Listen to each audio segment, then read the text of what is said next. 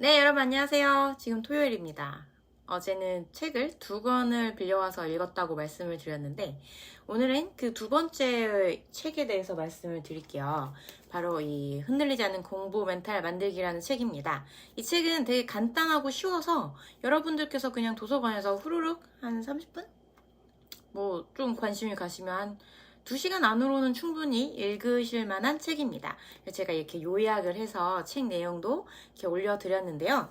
한번 보시고 공부하실 때마다 마음이 잡기가 쉽지가 않아요. 여러분 혹시 시무도 아세요? 시무도가 뭡니까?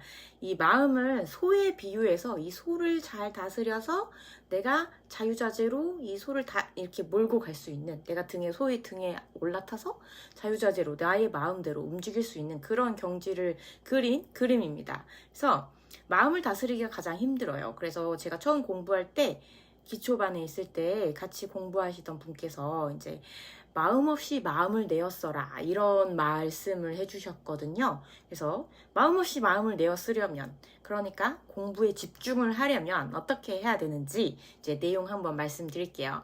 이 책은 사실 이제 그 김상훈 아나운서분 그분께서 쓰신 책이고, 왓칭이라는 그 마음 명상 방법을 이제 유튜브에 올려주시고 계세요. 근데 저도 자세히는 안 봤었는데 저도 이제 여기 보시면 장신도 초자연적이 될 수 있다. 이 명상의 효과성에 대해서 굉장히 과학적인 실험법을 통해서 증명한 사례를 모아놓은 책이고요. 그리고 내면 소통이라고 이번에 김주환 교수님께서, 제가 한동안 엄청 빠져 있었어요. 그래서 요 명상법, 마음을 다스리는 방법 이런 것들에 대한 책의 내용인데 이 책 한 권이면 된다. 네, 제가 뭐 이 책 빌려온 책이에요. 네, 홍보하는 건 아니고 여러분들을 위해서 준비했습니다. 네, 먼저 부정적인 생각이 가장 어려워요. 왜냐면 제가 공부할 때 주변 분들 다들 그러시거든요. 이게 될까? 이렇게 할 게 많은데 어떡하지? 지금 집안에 무슨 일이 있고 회사에 무슨 일이 있고 나는 이걸 못할 것 같고 저 사람은 너무 잘하는 것 같고, 이렇게 상대적으로 비교하고 자신의 상황 탓 뭐 이런 것들을 하시면서 지금 해야 될 걸 자꾸 놓치거든요. 그래서 이 잡념을 다스리는 방법을 말씀드리겠습니다. 먼저 이 책에서 근거한 내용이에요. 내 마음속에 있는 이 생각들이 어떤 것들이 있는지를 우선은, 저 같은 경우에는 사실 종이 같은 데에다 썼어요. 그래서 내 마음에 어떤 생각들이 떠오르고 있는지 이걸 쭉 적어요. 나는 못하겠다, 뭐 이게 될까, 과연 합격할 수 있을까, 이게 의미가 있는 걸까부터 해서 온갖 잡념이 있죠. 그걸 적어 이렇게 마음속에 어떤 것들이 있는지를 파악을 합니다. 그걸 부정적인 마음을 밖으로 꺼내는 연습이라고 합니다. 그래서 이제 또 다른 방법으로는 이 부정적인 것들의 볼륨을 낮추는 거예요. 내 마음에 한 자리, 진짜 이렇게 주먹만큼, 이만큼, 이 두 손가락만큼, 이 마음속에 이만큼 차지하고 있다면 얘의 범주를 이렇게 줄이는 거죠. 그래서 나는 할 수 있다는 다른 마음을 채우는 거예요. 이렇게 해도 어느 순간 얘가 이만큼 커져 있어요. 또 난 못해, 이렇게. 근데 얘들을 통째로 이제 내 마음속에서 분리해낸다는 거죠. 그래서 어느 한 지점을 응시를 하고 거기에 난 못해라는 이 개념적인 마음이 떠 있다고 생각을 합니다. 그 다음에 얘들을, 이 생각들이 어떤 것들을 계속 내 머릿속에 되뇌이고 있는지를 그냥 이렇게 관찰하듯이 보는 거예요. 관찰자의 시점으로요. 부정적인 마음, 영화 보듯이, 다른 사람 말하는 것 보듯이 이렇게 봅니다. 그런 다음에 얘들을 이렇게 바람에 날려버리듯이, 제가 가장 좋아하는 말이 있어요. 바람이 구름을 걷어냈듯이 이렇게 걷어내는 겁니다. 그런 다음에 나는 기술사다 라는 스티커를 붙이는 거죠. 다른 공부를 하신다면 뭐 회계사다, 나는 회계사다 라는 스티커를 붙이는 거예요. 근데 그래서 나는 충분히 기술사를 합격했다, 해낼 것이다 라가 아니라 했다 라의 관점으로 접근하시는 겁니다. 그래서 시험을 보실 때, 와, 나 이거 꼭 잘해야지, 진짜 잘해야지, 발표할 때도 진짜 잘해야지 막 이러면 긴장되고 떨리고 막 하려고 했던 말도 기억이 안 나요. 왜냐면 잘해야지라는 말이 마음속에 가득 차 있습니다. 그러니까 요거를 비워내고 내가 지금 당장 해야 할 세부적인 부분에 집중하시는 거예요. 예를 들어서 시험장에 갔다 그러면은 우리 이렇게, 뭐죠 이거, 스타워치 배치하고 뭐 내 스트레칭 좀 하고 지금 어떤 문제가 나오면 어떤 식으로 풀어야지, 네, 단락은 어떻게 잡아야지, 그림은 어떤 프레임으로 가야지, 뭐 어떤 문제가 나면 어떻게 해야지, 이렇게 계속 구체적으로 생각을 하시면서 지금 상황에 집중하는 거예요. 저는 강의를 할 때 처음에 딱 한번 제가 강의를 높은 평가를 받아서 성공적으로 마쳤던 그때를 상상을 딱 하고 그 다음부터는 그냥 맡겨요. 내 입이 말하는 대로. 아무 생각을 하지 않습니다. 그럼 정말 작두를 탔다고 말하죠. 작두를 탄 것처럼 이렇게 강의가 되거든요. 네, 그 다음에 이제 두 번째. 이 모든 생각들은 나의 기분이 근원은 내 생각들에 의해서 발생이 된다는 거죠. 그리고 내 몸의 상태에 따라서도 발생이 됩니다. 이 책에서는 언급을 안 했는데 몸의 상태가 굉장히 중요해요. 그래서 시험 보실 때 추울 때는 핫팩이나 이런 거 붙이셔서 내 몸을 좀 더 따뜻하게 만들어야 돼요. 왜냐면 날씨가 춥고 근육이 이렇게 수축되고 그러면 그 수축된 그것 때문에 내 감정이 긴장될 수 있어요. 그러니까 감정과 몸의 상태가 같이 가거든요. 그러니까 그런 부분들을 유념을 하셔서 내 몸을 유연하고 따뜻하게 만들어 놓은 다음 하셔야 된다는 거예요. 그래서 가급적 시험 보실 때는 따뜻한 커피를 드시는 게 좋습니다. 왜냐면 차가운 걸 드시면 몸 전체에 장기부터 해서 다 근육이 수축되거든요. 그럼 그 수축됨으로 인해서 수축될 때 느끼는 감정, 긴장, 불안, 두려움 이런 것들이 더 많이 커져서 시험 보실 때 영향 요인이 될 수 있어요. 그래서 네, 그렇습니다. 그거 염두에 두시고요. 그래서 내 상황을 어떻게 해석하고 어떻게 의미 부여를 할 거냐. 예를 들어서 징크스 있으신 분들 있죠. 이게 징크스가 위험한 게 뭐 그날 까마귀를 봐서 나는 까마귀를 보면 시험을 잘 보더라. 뭐 이런 거면 괜찮아요. 근데 까마귀를 못 봤어. 그럼 그날 시험 못 보는 겁니까? 이 징크스 굉장히 위험해요. 그래서 이런 의미 부여를 좀 줄이자는 거죠. 그리고 세 번째, 멘탈 잡기 있습니다. 공부하려고 책상 앞에 딱 앉았어요. 근데 내 생각이 어디에 있어요? 내가 이거 시험 공부해서 될까? 아, 누구 지금 결혼한다던데? 누가 만나자고 했는데? 이런 생각들이 있을 수 있잖아요. 뭐 하다못해 아, 지금 소프트웨어 공학부터 뭐 프로젝트 관리 뭐 이거 다 해야 되는데 언제 다 하지? 아, DB는 엊그저께 뭐지? 정규화 이해 못했어. 어떻게 하지? 뭐 이런 생각이 있단 말이에요. 근데 지금 할 게 뭐냐고요. 지금 내 생각이 어디에 가 있냐고요. 그래서 지금 이 순간으로 내 생각을 붙잡아 들어옵니다. 이렇게 잡아 끄는 거예요. 그래서 현재로 돌아와서 내가 지금 당장 해야 할 것. 저는 지금 이거 플래너 보시면 지금도 이런 걸 쓰거든요. 저는 되게 어렸을 때부터 이런 걸 많이 썼어요. 그래서 체크해야 될 거, 내가 공부해야 될 거, 체크리스트. 이건 요즘에는 학습지가 잘 돼서 이런 체크리스트가 있더라고요. 전 초등학생 때부터 이런 거 만들어서 포도알놀이 하듯이 이렇게 했었는데 그래서 오늘 할 게 뭐냐고요. 그것만 정하면 됩니다. 그러면 딱 이렇게 오늘 할 걸 정하면 이렇게 쭉 쓰잖아요. 그냥 이것만 하면 돼요. 다른 생각 할 필요가 없어요. 그냥 놀고 싶어서 놀 수는 있겠죠. 그만큼 이제 여유를 갖는 것도 좋지만 어쨌든 다 써놓으면 굳이 다른 생각을 할 필요가 없기 때문에 딱 그것만 하면 돼요. 제가 운동을 계속 꾸준히 할 수 있는 이유는 아무 생각 없이 그냥 자동으로 하거든요. 뭐 하기 싫다 이런 생각도 하면 안 돼요. 그냥 눈 뜨자마자 운동한다. 혹은 내가 영어 공부 1시간 끝내자마자 운동한다.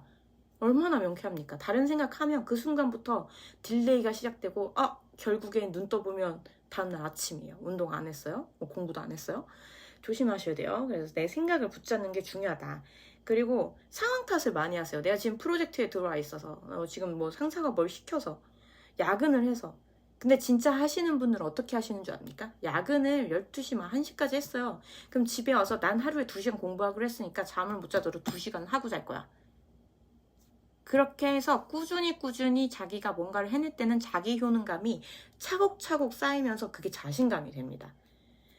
보세요. 오늘 뭐 야근했고 회의했고 프로젝트 때문에 너무 바빠서 아무것도 못했어. 오늘은 쉬어야겠다. 다음날 되죠? 어제 쉬었는데 오늘 안 쉴까요? 어제 못했어. 이게 될까? 어제도 못 쉬었는데 일주일째 이러고 있네. 이게 될까? 포기할까? 이렇게 되거든요. 그럼 하루하루 그래 2시간 정해놨어도 30분이라도 했어요. 30분이라도 차곡차곡 하는 거예요. 그러면 내가 그 30분씩 차곡차곡 해온 게 있기 때문에 자기 효능감이 쌓입니다. 난 이런 만큼 했기 때문에 더 할 수 있어. 앞으로 시간을 조금 더 늘려보자. 잠을 줄이더라도 이렇게 하면서 점점 자신의 그 자신감 할 수 있다는 마음 이거라도 해냈어. 이걸 계속 늘려야 된다는 거죠. 그리고 더 어려운 상황을 상상하고서 지금 할 것을 합니다. 어려운 상황 뭐가 있을까요? 내가 공부를 하는데, 아니 프로젝트 하고 있는데 뭐 결혼하신 분들은 아기가 나왔네. 헉! 아기가 나왔으면 어떡하죠? 큰일이죠. 육아 독박시킬 수 없잖아요. 그쵸? 내가 독박할 거야? 그것도 아니잖아요. 그쵸? 그런 상황이 오기 전에 난 지금 해내겠다 하면 돼요. 그리고 영어 성적에 대해서 이제 이 책에서는 말을 했는데 저희 지금 영어 공부를 하고 있어서 아주 도움이 됐습니다. 덩어리로 기억을 하라고 했어요. 제가 어제 올린 영상에서 포스트잇 공부법을 통해서 도해를 해서 한꺼번에 외워라 이렇게 말씀드렸잖아요.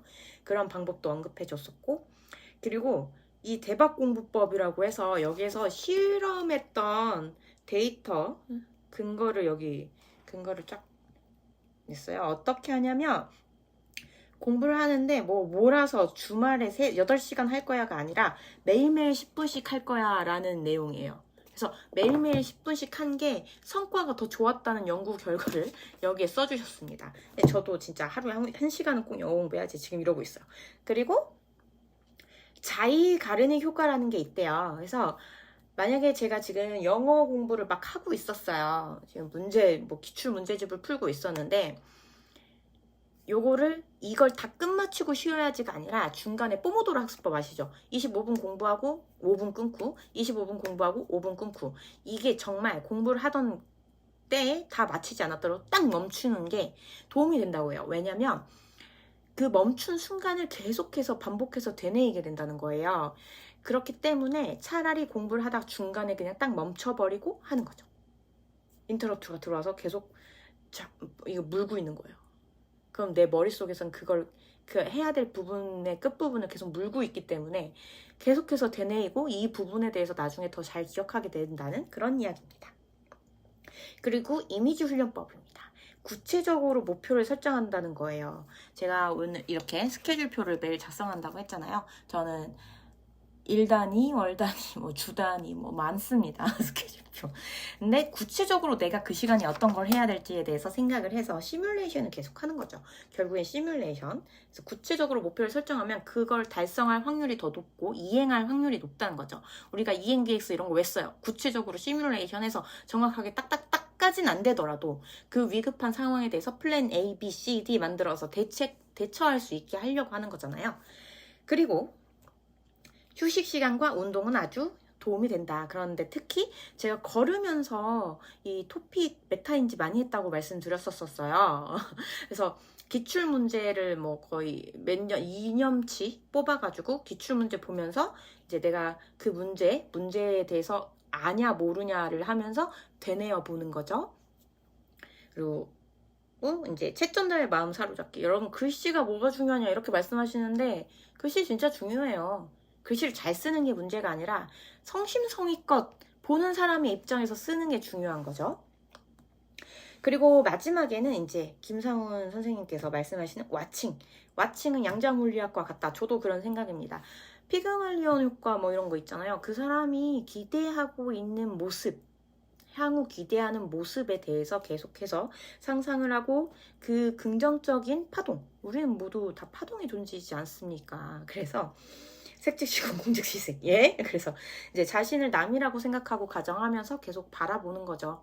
내가 기술사가 된다. 넌 기술사다. 이렇게 긍정적인 것을 계속 알려주는 거예요. 그리고 이제 이건 약간 컨설팅 방법이기도 한데 내가 기술사가 됐다는 자체를 상상을 하고 현실에서 이루어질 수 없는 부분들, 수학 분석하는 거랑 똑같죠. 그래서 그런 부분들을 갭 분석을 해서 메꿔 나가는 겁니다. 그래서 이제 마지막에는 공강 명상 말씀하시는데 그 유튜브에 보면 믿음과 인식을 바꾸는 명상이라고 조 디스펜자 교수님께서 창안한 방법이 있어요. 그 가이드에 따라서 명상을 하시는 방법이 있고 저 같은 경우에는 산 가는 걸 좋아했던 게 산을 가게 되면 지금 제 자신한테 웅축되어 있던 어떤 생각들이 산을 감으로써 점점 시야가 넓혀지고 산 꼭대기에서 세상을 바라봄으로써 좀 더 넓은 사고를 할 수 있게 되거든요. 근데 그게 명상을 하는 데 있어서도 굉장한 효과가 있다고 합니다. 와칭에서도 그게 아주 중요하다고 말씀을 했으니까 알파파가 나온대요. 집중력을 높여주는 그 파동이잖아요. 네, 그래서 공부 멘탈은 이렇게 잡으시면 되겠다. 네, 이 책에서 다 요약을 하고 있어서 한번 보시기를 추천드립니다. 감사합니다.